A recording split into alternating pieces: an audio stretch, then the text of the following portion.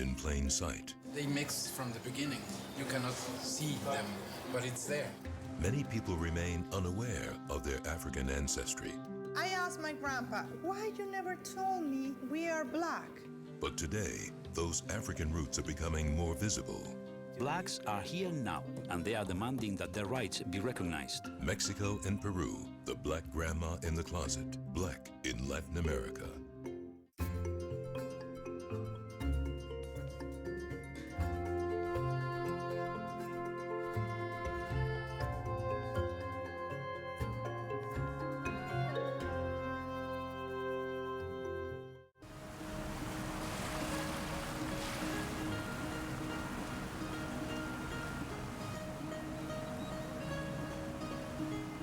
When you think of Mexico, what comes to mind? Endless sunshine, white sandy beaches, the Mayan and Aztec ruins. And Peru? Machu Picchu, the great Inca people, 5,000 varieties of potato. How many of us realize that far more slaves came to Mexico and Peru together than came to the United States in the entire history of the slave trade? I've come here to search for the lost history of black people in Mexico and Peru.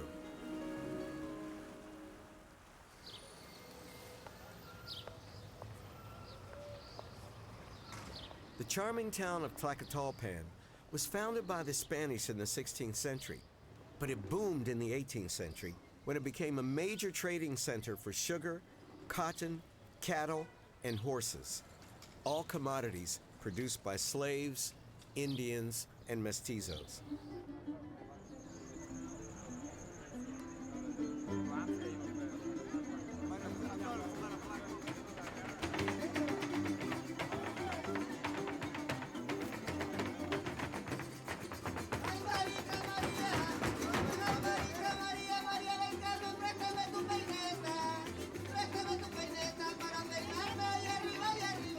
Today, Tlacotalpan is known for its fandangos, music and dance that combines Spanish, indigenous, and African traditions.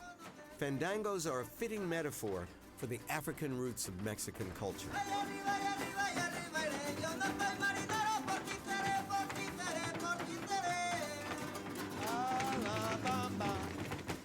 Fandango.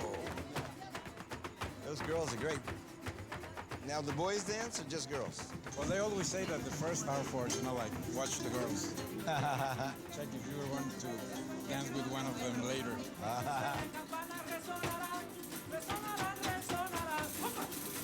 Rafael Figueroa, an ethnomusicologist, grew up here.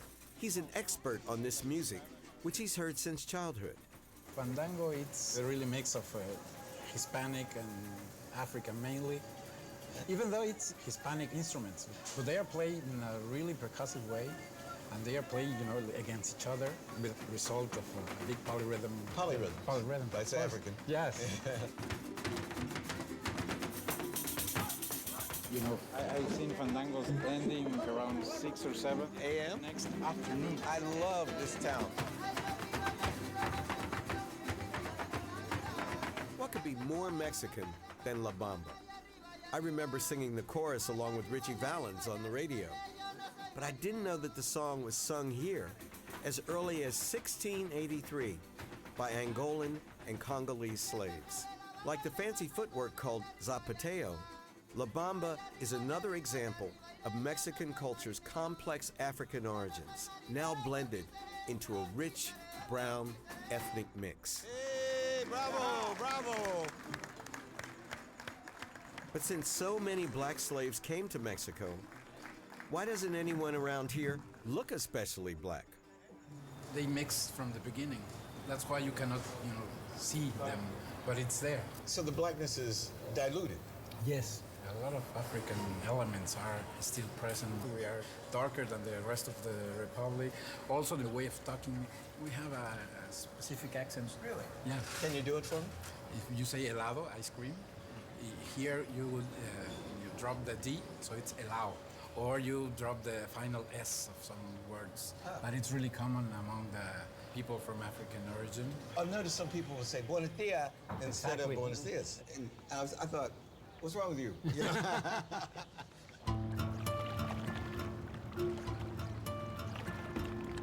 About an hour and a half from the Fandango's festive atmosphere sits the somber port of Veracruz, one of the main points of entry of Latin American slavery. Starting in 1535, virtually all of the commodities arriving in Mexico, including African slaves, were unloaded here. It was called the Key of New Spain, the port of San Juan de Ulúa. Judith Hernandez studies the archaeology of Veracruz, and Sagrario Cruz Carretero is a professor of anthropology at the University of Veracruz. Both are helping me imagine the arrival of hundreds of thousands of slaves through this very port. How long did it take to get to Veracruz from the ports in Africa? Some records mention 2 months. That's a long time to be in a steam bath. Right, and I found 20% of the load died. And in the 16th and early 17th centuries, 1 out of every 2 slaves bound for the Americas disembarked in Mexico. In fact, in the year 1553, Viceroy Luis Velasco asked King Charles of Spain to curtail the trade, fearing an uprising, and with good reason. Until 1650, the number of blacks and mulattoes was roughly equal to the number of white people living here. These are rings to which they tie their ships. They're heavy. The port didn't have a pier or docks. The ships arrived directly here. What would happen when the slaves arrived? They would be checked medically? There were paid surgeons to review the blacks, and the checkup consisted of licking the beard. They lick there? That sounds nasty. Why? The sweat conserved salt, so if it was salty, that meant they had good blood pressure. How much did the slaves cost? From 150 pesos to 400. Oh. Let me compare. Okay. A house costs 400 pesos. Oh, wow. So a slave in a house. It was a luxury. That's a lot. It was a luxury.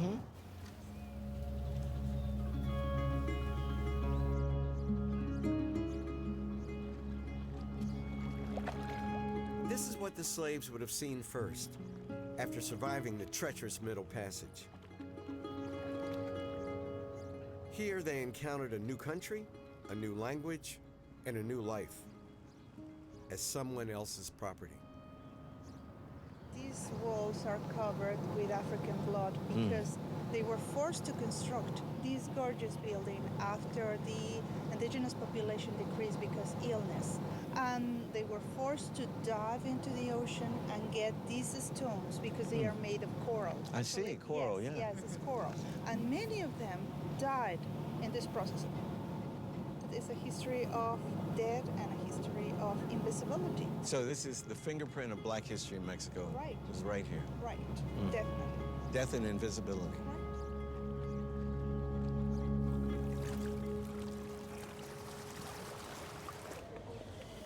Professor Sagrario Cruz has invited me to lunch, promising me 2 significant clues to help me solve the mystery of Mexico's missing black population. This is my family. Well, I show some pictures Okay. to show you. And this is a very old picture, and this is my grandpa with his sons. The banditos. Yes. And this is the wedding of my parents. Oh, look how pretty your mom is. But he's a dark man, and She's he, light. right, So your family's part black? is part black.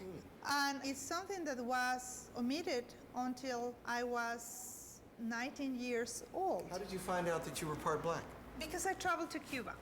And when I arrived there, they started talking about the African heritage and the culture.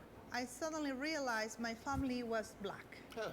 Because looked like my grandpa, looked like my father. Yeah, no, they definitely look black. And when I started tasting the food, I said, oh my God, it's the food my grandma prepares at home. Huh. I recommend you to taste the mogo mogo. That sounds Actually, African. yes, sounds African. And we have the same recipe in Puerto Rico. It's fufu. In Ghana, fufu. Right. Fufu is like having a bowling ball in your belly. It Yes, is like, yes. And in Cuba it's called mofongo. And here we have fried yuca. I love fried yuca. It's like a big French fry. But Right. This was originally prepared by slaves because they needed carbohydrate. yeah, they had to work all day in the sun. Right. This is some good food. How did it make you feel suddenly to discover Weird, you're black? weird. It was like if you will be this, you will discover that you are adopted. When you came back and told your family, did they tell you you went loco up there, drinking too much rum? I asked my grandpa, why you never told me we are black? And he held my hand and told me, sweetie, we are not black, we are morenos. Oh, Moreno. Of course, he was aware that he was a black man, but he rejected that identity. That's interesting. And I think this happens in most families, that you hide the black grandma in the closet. The black grandma in the closet. Huh? Yeah. In America, traditionally, if you had one drop of black blood, you were black. If the one drop rule were applied in Mexico, all of these people would be black.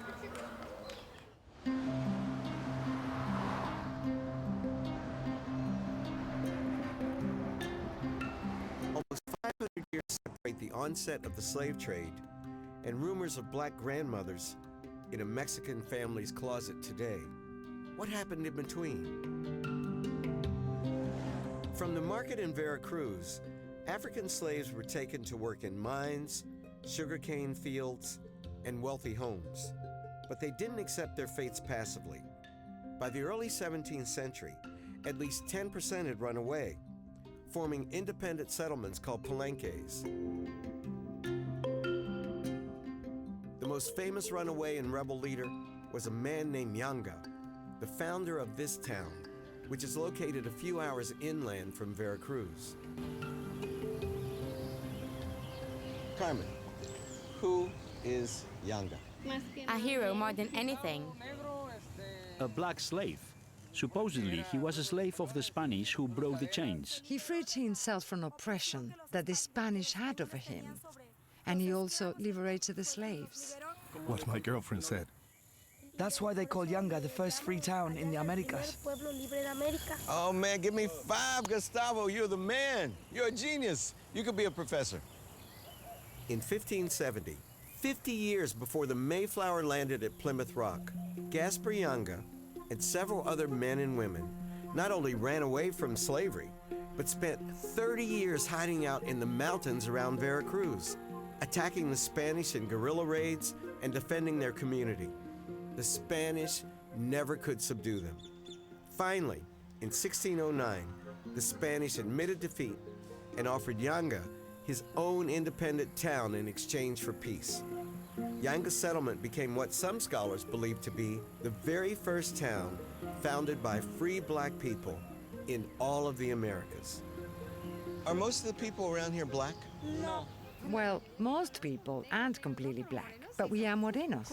Cultures, they combine together and form others. So what are you? What are you? Mestizos. Mestizos because we're light brown. Are you Moreno? Are you Moreno or no? Look, What are you, Indian? I am black. You're negra? You're a very beautiful negra. Hernan Cortez, the famous Spanish conquistador, arrived in Veracruz in 1519. Then he headed to Mexico City, which the Aztecs called Tenochtitlan. One of his fellow conquistadors was a free black man named Juan Garrido. I'm following in his footsteps. Cortez was dazzled by the city's overall beauty, by its irrigation system, but especially by its gold. He brutally conquered it. Today, Mexico City is constructed on top of ancient Tenochtitlan. With over 21 million residents, it's the largest city in the Western Hemisphere. I've come here to find treasures too. But these are housed in the National Museum of Mexico. So what are you taking me to see? We are going to see the casta paintings. The Casa paintings. By the end of the 17th century, interracial relationships were on the rise. The Catholic Church allowed marriage between all groups. The law granted freedom to the children of black slaves and indigenous women. White men increasingly impregnated black women. They always begin with Spanish and Indian, that it makes mestizo. All right. Then mestizo and Spanish castiza. Castiza. The third one is castiza and Spanish, makes Spanish.